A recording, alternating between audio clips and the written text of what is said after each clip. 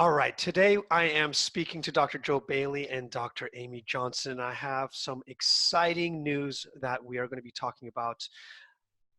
There's an event that's going to be coming up called The Principles of Addiction Recovery, Exploring a New Paradigm for Transformation.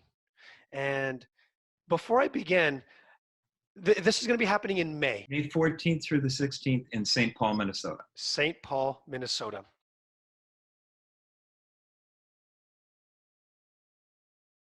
I think to help people see this paradigm, this way of transformation, helping people find freedom, not just sobriety, not just change, but real transformation and freedom is really just kind of why we all probably do what we do anyway, but definitely why this conference just kind of has all this steam behind it.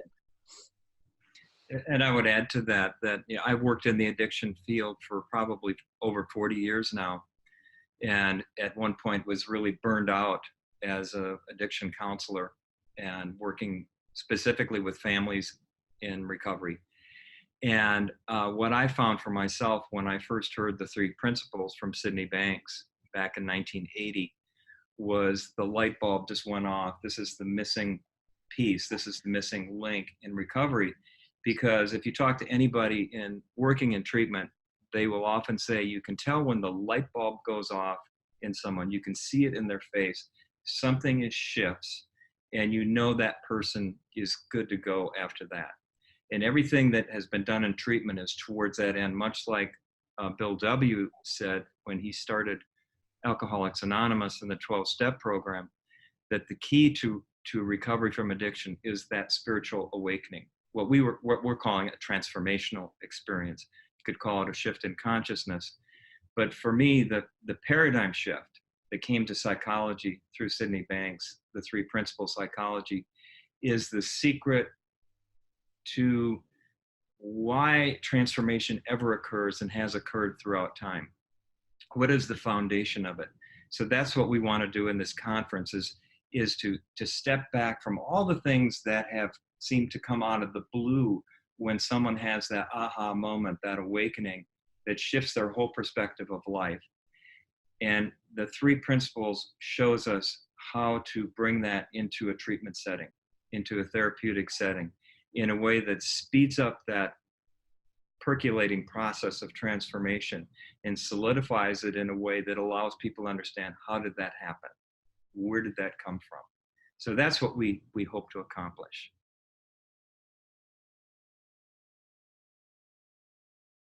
When I first wrote my first book, The Serenity Principle, which came out of, I wanted to share this with the addiction community.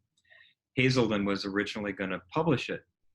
And I met with Dr. Dan Anderson, who was the founder of Hazelden in Center City, Minnesota. And I said, why are you so interested in this? And he said that at that point, we have treatment for cocaine addiction, sexual addiction, alcoholism, and he went on and listed all of the addictions, plus dual diagnosis. People that have addiction often have depression and anxiety. This seems to bring it all together under one umbrella and unify our philosophy of treatment rather than having to splinter this in a million different specialties. And so I think, to your point, Amir, that when people have that insight and realize where their experience is coming from, their emotions, their feelings, their perceptions of life, and how the principles define that and explain that, it transforms not only their desire to use or to be involved in an addiction, but it changes their relationship, it changes their self-esteem, it changes their physical health, it changes their financial health, it changes their vocational health. So it's like a rising tide raises all boats. In that way, when the consciousness shifts through a transformational awakening, it changes everything in your life. And that simplifies the treatment process. It turns it from negative and kind of trying to treat a disease to positive and pointing people to this innate, built-in, perfect design of the source of serenity, insight, ongoing evolution and change. And that acts as an immunity to prevent future relapses or transfer of addiction And so I just think it has so much to offer. We just feel blessed to have been able to work in this way and for so many years, and want to share that with other people working in the addiction field. What I love most about sharing this understanding with people who are suffering in any way at all, is that it really looks like there's a thing that needs to change. And there is when we're drinking or using drugs or whatever, right? There's a thing that needs to change. But I never ever get sick of seeing people like like Joe was just saying, and like we've been speaking to, like you were saying, Amir, have that thing start to change and look different, but then see, whoa, that was nothing. Like thank God I had that thing, because it woke me up to who I really am. And it woke me up to my marriage and my family and all these other things that I've been, blind to all of this time. So it's like the thing brings us in for all of us. We all have something that brings us in.